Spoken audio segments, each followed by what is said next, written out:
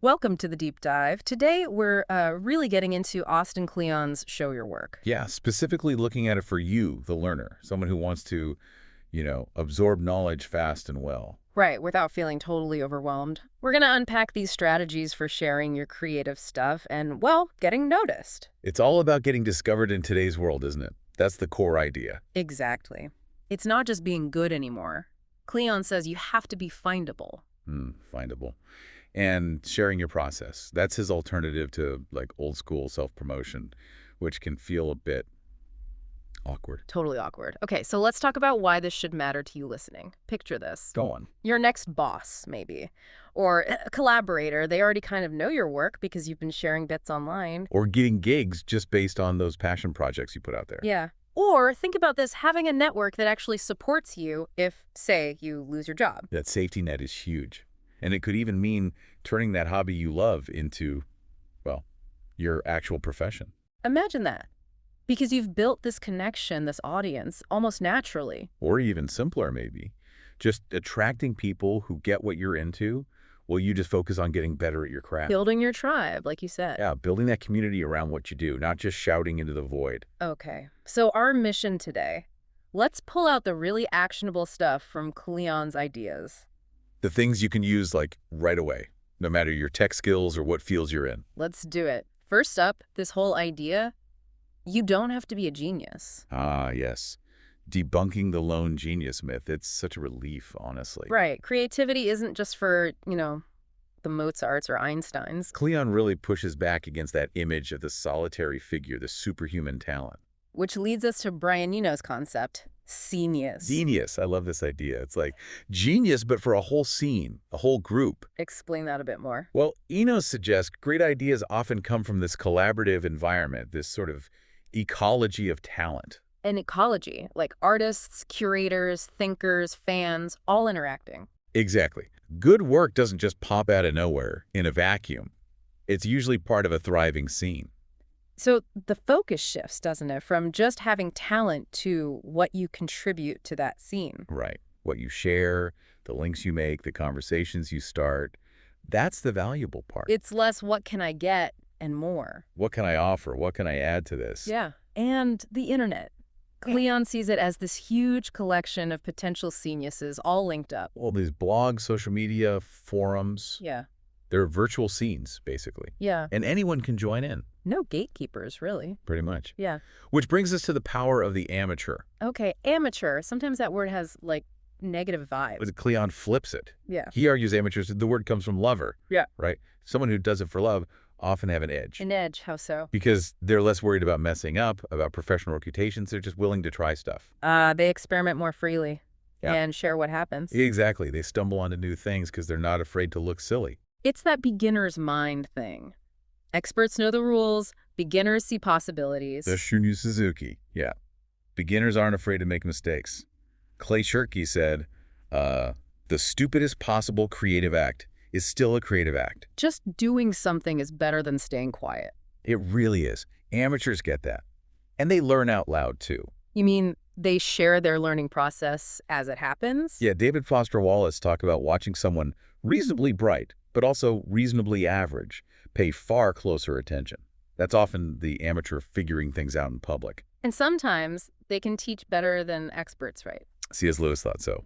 The fellow student who just got it might explain it better because they remember the struggle. Like Bernard Sumner seeing the Sex Pistols not technically perfect, but that raw energy. Totally. It was contagious. It made him want to start his own thing. And Cleon says we're all kind of becoming amateurs now anyway, with things changing so fast. Even pros benefit from keeping that amateur spirit, that curiosity, like Tom York picking up new instruments. Or John Lennon just grabbing a tuba. Just to see what happens, using whatever tools are around. So the starting point. Focus on what you genuinely want to learn. Yes, and commit to learning it in front of others. Find a genius. See where you can contribute. Forget being an expert at first. Just share what you love. Find your voice by using your voice, as Dan Harmon says. Shout it out. Okay, great first point. No genius required. Embrace being an amateur. Find your scene. Now, point 2. Think process, not product. Ah, this is a big one. Shifting focus from the shiny, finished thing The artwork. to the actual artwork, the daily grind, The messy middle, the experiments. Traditionally, that process was kept secret, wasn't it? Like in Art and Fear, they talk about hiding the struggle. Totally. You only show the perfect result. But the digital age changes that completely Now you can share the process easily. and build a totally different kind of bond with your audience, a deeper one. But people are scared of that openness, right? Like Poe worrying people would see the mundane reality behind the inspiration. Yeah, that old fear. But turns out, people do want to see how the sausage gets made, as Provost and Gerhardt said. It builds connection. Like Brené Brown says, we have to let ourselves be seen. Really seen. Think about astronaut Chris Hadfield. Oh yeah, amazing He example. didn't just share space photos. He showed brushing his teeth, cutting his nails, the everyday stuff. And people loved it. It connected millions, boosted support for the space agency. And it works even when you feel you have nothing to show.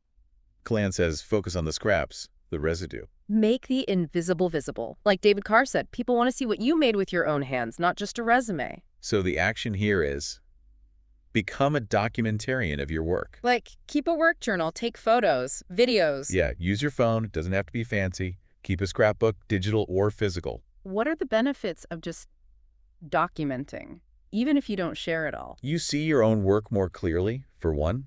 You feel like you're making progress, and you build up this archive of stuff you can share later. Right, you have material ready to go. Okay, document the process. Next, share something small every day.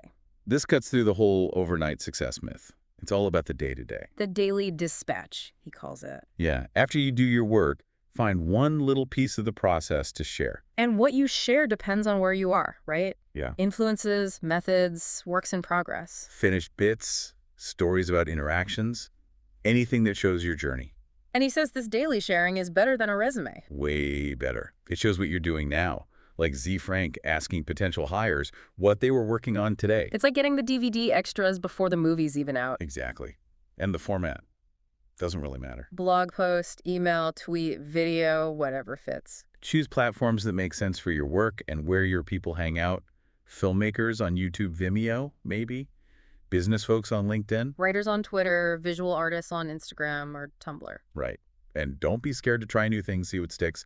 The key question is, What are you working on? Like Dribble.com's tagline. yeah, don't show your lunch, show your work. And crucially, don't worry about perfection. Oh, definitely not. Remember Sturgeon's law? 90% of everything is crap. Huh. And you often don't know which 10% is good yourself.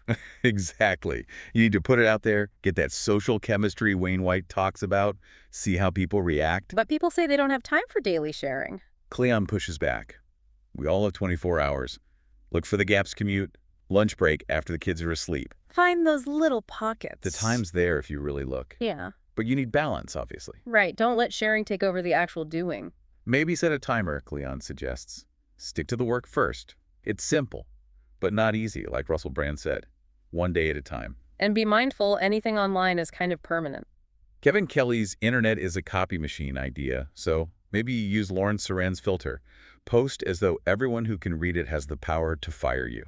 Ooh, good one. Find that balance between sharing generously and, oversharing. And run it through the so what test. Is that helpful? Entertaining? Okay? For everyone to see. If unsure, save as draft. Give it 24 hours. Smart move.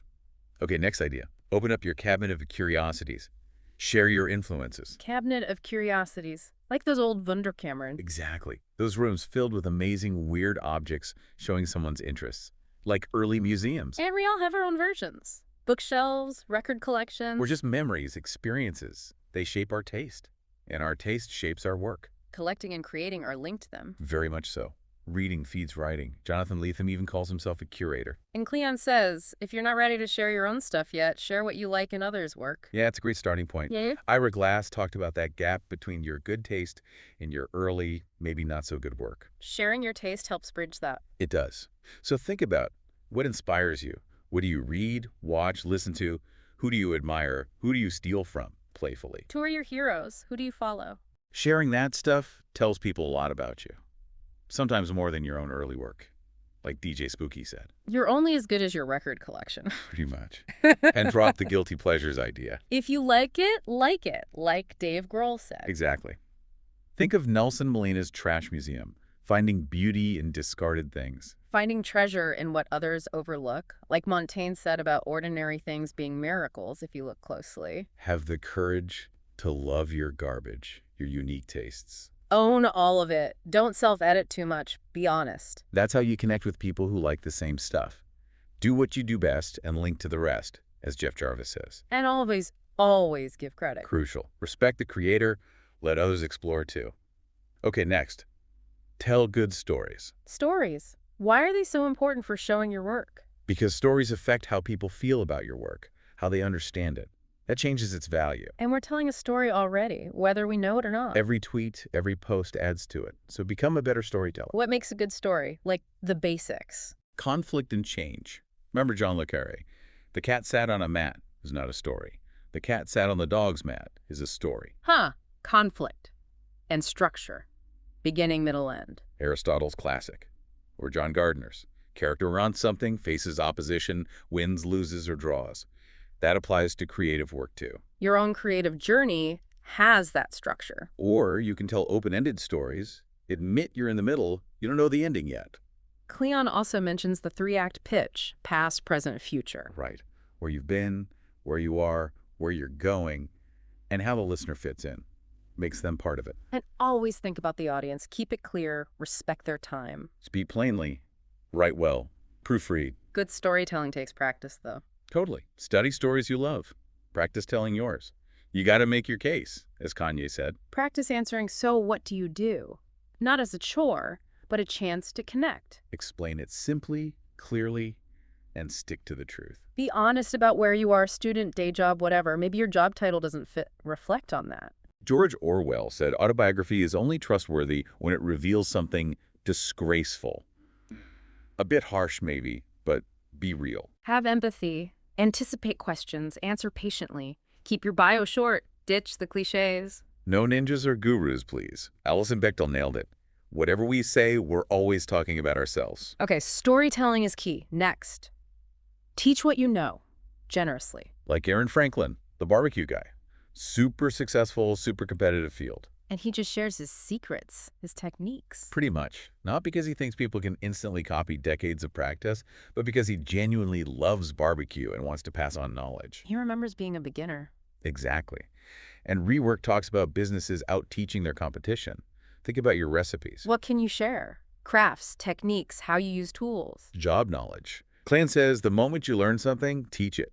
Share reading lists, tutorials. Make people better at something they want to be better at. Kathy Sierra's quote. Teaching adds value, it generates interest, makes people feel closer to your work. And you learn in return, right? Feedback, new info. Like Christopher Hitchens found, when writing a book, it starts conversations, brings new stuff back to you, and education.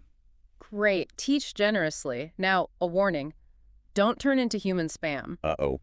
The I love to write, but I don't like to read problem. Big red flag. If you want to create, you have to consume, engage. Human spam are those people who just push their own stuff, want attention now, don't engage, don't listen. The world doesn't owe us anything, Cleon says. Right. Successful creators look for collaborators, feedback, they engage. Good work needs connection.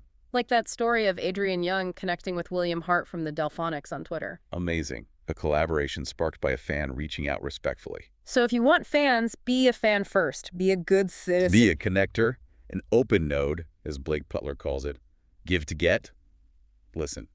Be thoughtful. Focus on quality connections, not just follower counts. Jeffrey Zeldin. It's about hearts and minds, not eyeballs. Connect with people who care about what you care about. Be someone worth following. Be curious, attentive. Be interesting. But remember Steve Albini's point. Connections don't mean shit. Being good at things is the only thing that earns you clout or connections. So make good stuff, talk about stuff you love, like attracts like. And the basics. Don't be creepy, don't be a jerk, don't waste time, don't ask for too much. Then never, ever ask, follow me back. The saddest question online. Derek Sivers' advice. Whatever excites you, go do it. Whatever drains you, stop doing it. Okay, be an open node, not spam. Now the tough one, learn to take a punch. Handle criticism. Yeah, nobody loves criticism, but it's inevitable if you put work out there. Mike Montero learned its value at art school critiques. You'll get good, bad, and ugly feedback. The more people see your work, the more criticism you'll face. So how do you handle it? Cleon's tips. Relax, breathe. Fear is often worse than reality. No one died from a bad review. Strengthen your neck, put out lots of work, get used to it. Roll with the punches. Criticism can spark new ideas. Maybe push into what someone dislikes. Protect your vulnerable stuff. Maybe keep it hidden at first, Yeah. but don't avoid vulnerability altogether. Colin Marshall called that a form of suicide. Yeah. You need some vulnerability for connection. Keep your balance. Your work is what you do, not who you are. Stay close to supportive people. And focus on feedback from the right people. Those who care about you and the work, like Brian Michael Bendis said. Ignore the trolls. They just want a reaction. Don't feed them. Block But them. watch out for the worst troll, the one in your own head. Yeah. Self-doubt, don't let external trolls amplify it. Use the block button. Delete nasty comments. Like Cleon's wife said about... Someone taking a dump in your living room, you wouldn't leave it there? Exactly. You could even turn comments off entirely. Galleries don't have comment sections. Let people contact you directly or discuss it elsewhere. Right. Okay, learn to take punches. Next, briefly, this idea of sellout. Cleon reframes it. Don't think of it negatively. Think of it as reaching more people. Expanding your audience, thinking bigger. Yeah, it's about wanting your work to connect more widely. Nothing inherently wrong with that. Makes sense. And finally, the last principle. Stick around. The long game. This isn't about quick wins. It's about consistency, commitment. Building a real body of work takes time. A lifetime, maybe. And Cleon is huge on owning your own online space. Get a domain name, build a website, your home base. He calls a blog a machine for turning flow into stock. Those daily shares flow, build up over time into a substantial archive. Stock. His own blog was his sketchbook, gallery, everything. Don't see your website as just self-promotion, but self-invention. Become who you want to be online.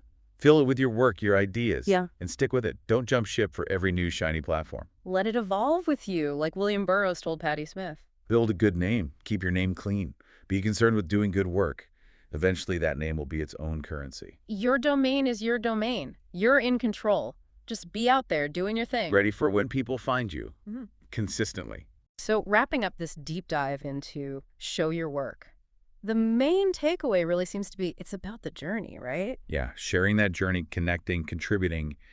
It's not ego, it's ecosystem. A long-term process. Learning, teaching, staying open. Absolutely. So for you listening, think about one small step. What could you do today? Just one tiny thing to start sharing your process, even if it feels small. What's one scrap you could document? One influence you could mention? Because even the biggest journeys start with that first step, shared.